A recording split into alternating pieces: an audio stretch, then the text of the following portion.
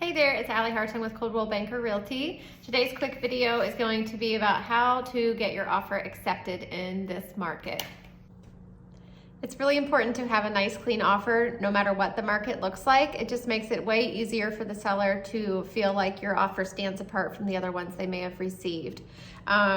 One way to do this is to keep it clean. You'll hear that term a lot. This means if you're asking for an inspection that perhaps you're not asking for it to be a really long inspection window, at least a reasonable time frame would be like 4 to 7 days.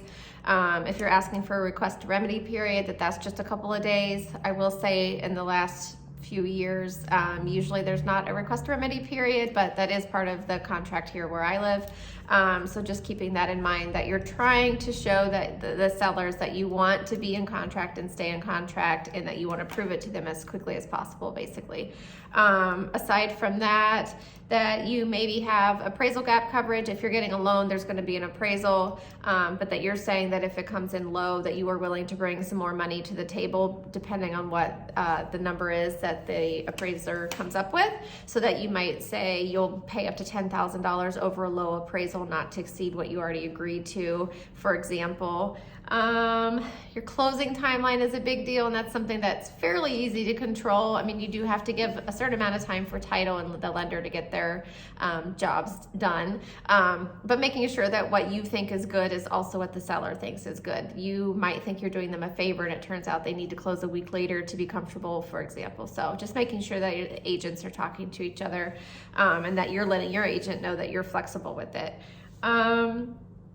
I will say I did have somebody get their offer accepted because the same agent had a different listing a few weeks prior that my buyers had also looked at, and she remembered that I had texted her and offered to turn off all the lights for her because I knew we were the last showing, to save her a trip from coming out there. So, and it just happens that we made an offer, other people made an offer, but she knew that I would be easy to work with and nice, and look out for everybody's best interests, and that's why she picked our offer. So sometimes it's just your agent. We did have a really clean offer as well, of course, but you know, you never know what's gonna put you over the top, and that was definitely something I was excited that that's how we won the house for them, for my clients. Last, you wanna make sure that your pre-approval letter is up to date. You probably already have one if you've been looking at homes, but just making sure that it's more recent. Sometimes it takes a while to find the right home, and it turns out your letter is 3 or 4 months old. So making sure that you get one that's up to date when you turn in your offer, so that you can show that all your info has been recently looked at and assessed by a lender, and they feel strongly that you'll be able to get to closing. And hopefully having the property address on there. It doesn't always work out depending on the timing of that, because lenders need to have weekends off too. So we all understand that, but if possible, the property address being on the pre-approval letter is a big win, and will definitely score you some points in your offer being accepted as well.